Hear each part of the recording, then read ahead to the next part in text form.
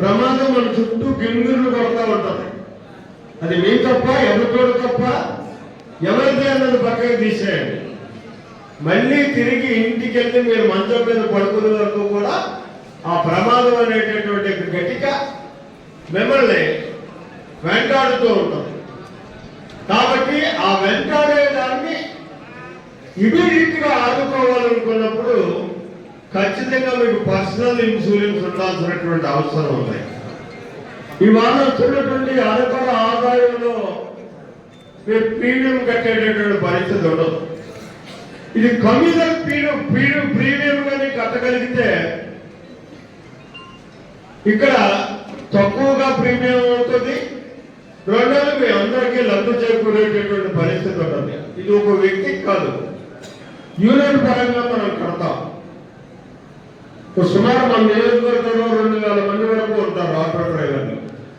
ఈ ఆటో డ్రైవర్లు అందరికీ కూడా మనం అందరికీ సంఖ్య అందరినీ రిజిస్టర్ చేసి ఆ రిజిస్ట్రేషన్ చేసినటువంటి విధానం ద్వారా డాక్యుమెంట్ ద్వారా మనం ఇన్సూరెన్స్ ఎప్పుడైతే కట్టామో వాళ్ళందరికీ కూడా హక్కు ఉంటుంది. అందులో ఏ మాత్రం చిన్న నష్టం జరిగినా పెద్ద నష్టం జరిగినా తీరుకోలేనటువంటి నష్టం జరిగినా ఈ ఇన్సూరెన్స్ చెందేటటువంటి పరిస్థితి ఉంటుంది. ఇది ఒక మంచి నిర్ణయం. నేను మనస్ఫూర్తిగా మరి నవీన్ని అభినందించక తప్పదు.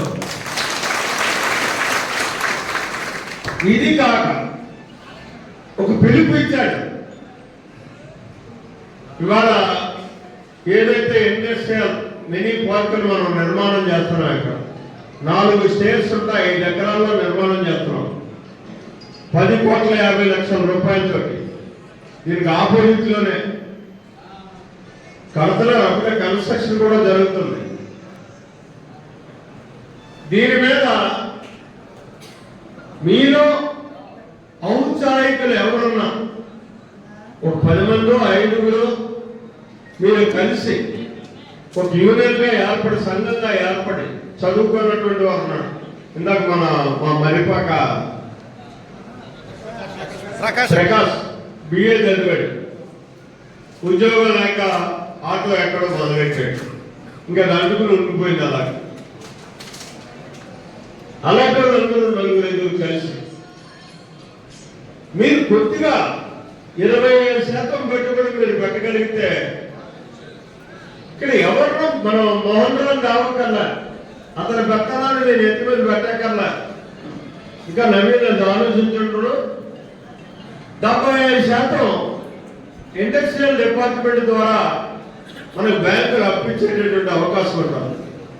మీరు ఎన్నుకునేటటువంటి ప్రాజెక్టు విధానాన్ని బట్టి దాన్ని మీరు సమర్థులైనటువంటి వాళ్ళు అంతో ఎంతో చేసుకోగలిగేటువంటి వాళ్ళు ఆలోచన చేసి ఆ ప్రాజెక్టును తయారు చేసుకుని మీరు రాగలిగితే మీరు చేసేటటువంటి ప్రాజెక్టు సరిపడేటువంటి స్థలాన్ని కేటాయించడం మీకు ఎవరో జరుగుతుంది.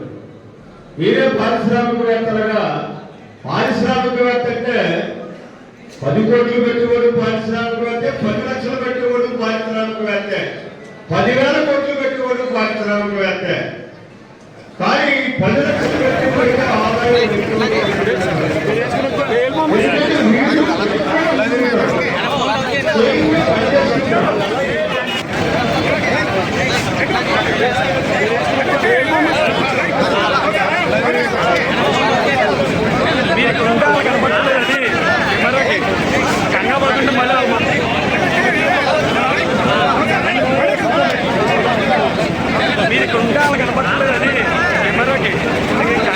మళ్ళీ